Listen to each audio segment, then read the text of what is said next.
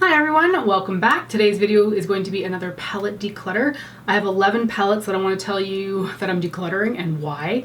I've been going through my collection relatively recently and just pulling out stuff that I don't really have much of an affinity for anymore and that I feel like just need to leave my collection. Now all of these I actually pulled out of my collection a few months ago now, probably like 3 months, and I was like, you know, if I think of them during the next 3 months, then maybe they're worth keeping. But honestly, I haven't really, so it's time to get rid of them. I'm gonna move through some Too Faced ones because I think they're probably some of the more obvious stuff that I'm getting rid of. A lot of their holiday collections over the years really used to entice me, but I no longer feel much enthusiasm towards them. And there's some holiday collections that I preferred more than others, and let's be real, most of the Too Faced holiday collection stuff is so repetitive over the years that you pretty much have those shades 100 times over. So I've got 5 Too Faced palettes I'm getting rid of. Let's kick it off with this one. This one was not actually called the Best Year Ever palette, but for the life of me I cannot actually remember the name of it. But this was for 2018. Does it actually have the shade name on the back? No, or the palette name. No, it doesn't. Although this is one of those problematic palettes in the sense that this was made in China and a few of these other ones were as well, it looks like. I never really encountered a problem with the stuff that was made in China. I know people made such a ridiculous fuss over it, but frankly, I never really found like the quality was that bad. I just found that the color selection ended up being very repetitive over time. Anyway, the not Best Year Ever palette, but the one that says it on it, looks like this. I actually really enjoyed this palette. I thought the looks that I made with it were really pretty. Ooh, bending that back hurts my soul. I can't even do it. Oh, I felt the spine snap. Oh, that's a horrible feeling. Anyway, I actually thought the colors in here were really nice. They are very complementary towards each other. I really like these like softer jewel tone shades. My major problem with this palette is that you don't have enough mattes. And you don't have enough mattes that are colorful. You're basically just dealing with 2 browns here, 1 pink, which is very nice, don't get me wrong. A bone shade up there, and then this dark, like, it's called Bouville? Why is it called Bouville? This was for Christmas. What? Anyway, like, there's, I guess that one's a matte to there too, like a paler purple and then this dark brown. I just wanted like a deep purple or a deep like turquoise. It just ended up not being a palette that I would gravitate towards because I don't feel like the colors in here were enough for me all the time. So that's one I'm getting rid of. And then I have a trio of palettes here that were in one of their holiday sets.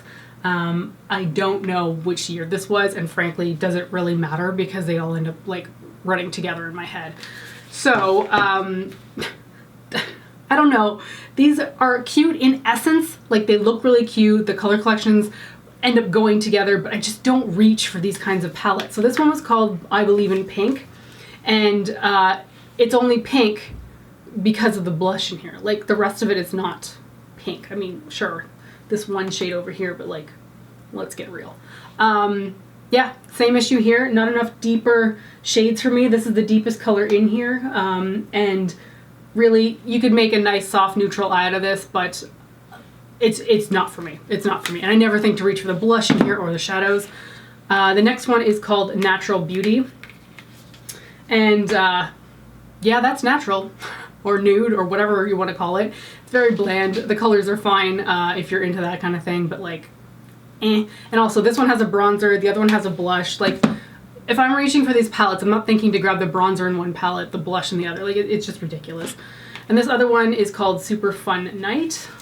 Ooh, the black did break a little bit on that. Makes me nervous. I'm wearing a white shirt. And there's my hair dangling off of it. Nice. Another nude neutral moment. Not much to say about it. It just really wasn't that enticing in the end for me. And then this is the highlighter, right? So like if I want to do a full face with these palettes, I gotta get the highlighter out of one, the blush out of the other, and a bronzer out of the other one. So like, just cute in essence. I liked playing with them initially when I got them. I think the quality's fine, but I haven't reached for them since whatever holiday that was. The last Too Faced one that I'm getting rid of is the Christmas in New York, the Chocolate Shop palette. I have a few of these that I actually really enjoy. I love the A Few of My Favorite Things palette, and then the one after that. which I can't remember the name of right now. I love those. Those are great. I feel like those two by themselves have enough of the colors. I don't need any of the other ones. Although I would have liked that those other palettes were as slim as this one, because this is very compact and delightful in that sense.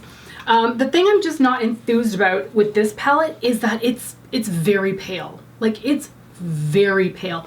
All of these colors in here are so subdued. They're just, I mean, you're not going to see much difference between this gray and then that brown and then that brown up there. Like, there's just not enough tonal differences in it for it to matter. And then these shades down here are repeated pretty much in every big Too Faced holiday palette, frankly. They just keep recycling this darker turquoisey kind of color, and then that purple is like, I must have that 100 times over in Too Faced palettes. It's like one of their favorite colors to put in palettes if it's not that like shimmery pink color. So I use it a few times. It's fine if you're looking for like a super easy look to wear. Not that you can buy this anymore. I just found it too soft overall. It just wasn't for me. And there was a moment in time where I was really happy to collect Too Faced palettes. I just really loved having them all, but like, I've grown out of that stage and I need to get rid of these. And I've got friends and family members who would much prefer owning these over me. Okay, next up I actually have a few sleek palettes. This kind of breaks my heart a little bit because my mom went on a mission when she was in Scotland to find these palettes for me at some different, I forget the drugstore name right now. Shoot. Anyway, she came back with a whole bunch of them. She got my entire list, but I've used them then for a few years and I don't reach for them anymore. So the first one is the Sleek Original palette, and I wrote the name in like nail polish at the top because there was just no easy way for me to identify them because they all look the same. And Sleek makeup is fantastic, don't get me wrong. But my problem with this palette, and you can see that it's been quite used, the pattern is starting to wear off on quite a lot of these shades. It's all shimmer. Aside from the black, it's just all shimmer, and I don't think to reach for this because it's not a comprehensive palette to me.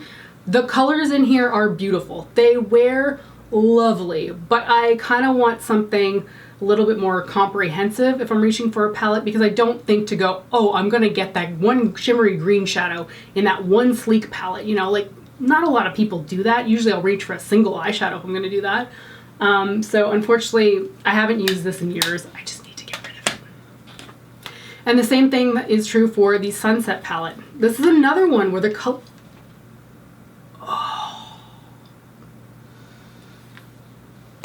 I dropped this just before I brought it into the studio to film, and one of the shadows just broke and landed on my legs, on my sweatpants. So let me clean that up. And on my white shirt. Ugh. Okay, that was annoying. I'm gonna have laundry to do after this. So this is the Sunset palette, and I didn't hit pan on this one. It just broke on me. Gorgeous shades, absolutely lovely. This cranberry shade was stunning. But there's a lot of one note colors in here. Like this entire, like maybe more like the 3 colors down here, all look basically the same. They're lovely, but they're just very similar. And again, the whole palette is shimmery except for the black. So I never found like I was doing a comprehensive look with just this. Again, fine shimmers on their own, just not enough for me to want to keep it. And again, it still breaks my heart that I'm kind of getting rid of it, but it's time to go. I just don't reach for it. Okay, the most recent palette that got added to this pile is this NYX Ultimate palette. So this is the Phoenix palette. And I've hemmed and hawed over adding it to my declutter pile because this is so up my alley. All these reds and darker colors and like yellows and stuff like that are very appealing to me, but I never reached for it. And I don't really see the point in keeping the palette if I'm not going to reach for it. So even though I am super drawn to these colors, I think I've probably used it maybe once and it was fine. I just don't feel like I gravitate towards this palette for using, which is weird because the colors are very me. But obviously there's like a disconnect there, right? Like if I'm not thinking to reach for it, then maybe there's something in this palette that is not quite me, so I need to let go of it. And I love the quality of the NYX Ultimate palette. It's what I'm wearing on my eyes today, like the Brights one. There's nothing inherently wrong with them. It's just something with this color combination. Although I find it appealing, I just don't reach for it. I'd probably reach for like my other red palettes if I'm thinking about it, like the Modern Renaissance palette or the Flamboyant palette by MAC. Like I've got a lot more like red palettes that I'm more drawn to than this one, or the Suva Beauty Saffron palette. Oh, that one is stunning. I'll probably reach for that over this one. Maybe that's what I'm thinking about when I think of red palettes. I just don't think of this one in particular. So it breaks my heart to put it in the declutter pile, but again, like I'm saying with all the other ones, it just wasn't one I gravitated towards. So I need to get rid of it. Okay, another one that I'm decluttering, that was a declutter from a friend of mine, is the Urban Decay Alice Through the Looking Glass palette. And my friend Haley was decluttering this, a year or two ago, and I was like, hey, like I'd be happy to try that out because the colors in here are really pretty. But the problem with this palette is the colors are really pretty, but there's only like 5 of them.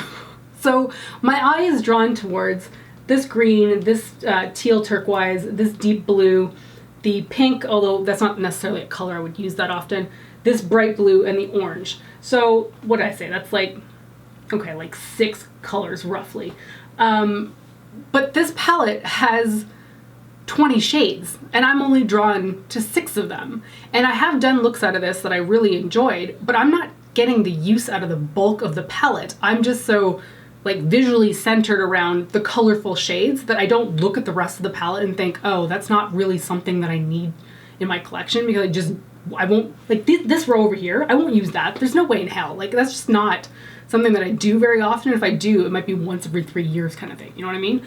So yeah, no matter how enticing this palette seemed at first glance, fundamentally there's just too much natural colors in it. Like it's just, I don't know, it's not for me. I like the one look that I did do with it, but like in general, I don't reach for this anymore, and I can see why Haley decluttered it. Although it's funny to me because Haley is more likely to play with the neutral colors, and she got rid of this one too, so I don't know, it just wasn't working out for either of us. Okay, the last 2 palettes I'm getting rid of are Smashbox ones, which, guys, what happened to Smashbox? I don't hear about them anywhere anymore. No one's talking about any of their launches. For all I know, they're still launching like their 20th iteration of their skin primer, because that's like the only thing they've ever really been famous for. So I can't think of any of their recent launches. And these cover shot palettes used to be fairly popular for them, but I don't know, I don't get down with them. So this first one is called the Cover Shot Bold Eye Palette. I don't think you can get it anymore. It is the like rainbow palette, which is obviously why I picked it up. But I have better applying rainbow eyeshadows in my collection.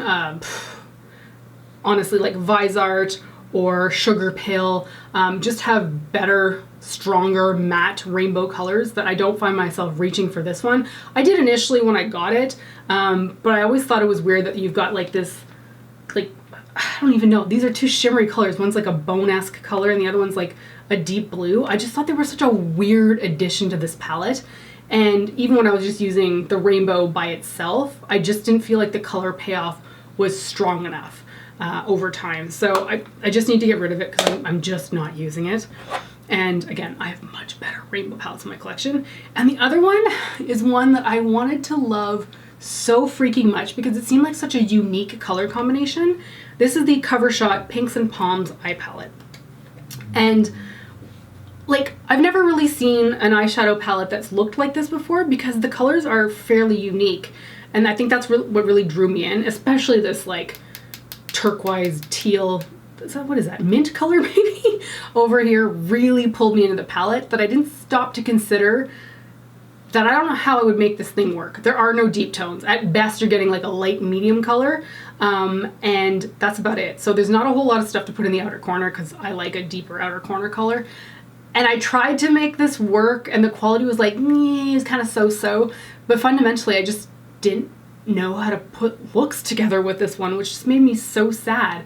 Like this mint color, how was I going to pair this with anything here? Like nothing. None of these colors are going to blend into mint, first of all. It just won't happen. You're going to get a muddy mess. I mean, at best, maybe with the gold, but I never tried that. I just thought of it right now. But yeah, I just, it wasn't for me. I love the look of it, but it just just didn't work out. It made me sad because this is, again, a fairly unique color combination, but probably for a reason, because nobody can actually put those shades together very well. Or at least I couldn't. Okay, so that is it. Those were the 11 palettes that I am currently getting rid of. I've had a pile of them just sitting there for a while that it's kind of nice to just put them in the declutter pile, and I'll let friends and family into that pile, you know, whenever we get out of COVID. But yeah, I wanted to share my thoughts on them. Let me know your thoughts. Maybe you've got a favorite in here that I just despise. I don't know. But that's gonna be it for this one. Thanks for joining me today, and I'll hopefully see you next time. Bye.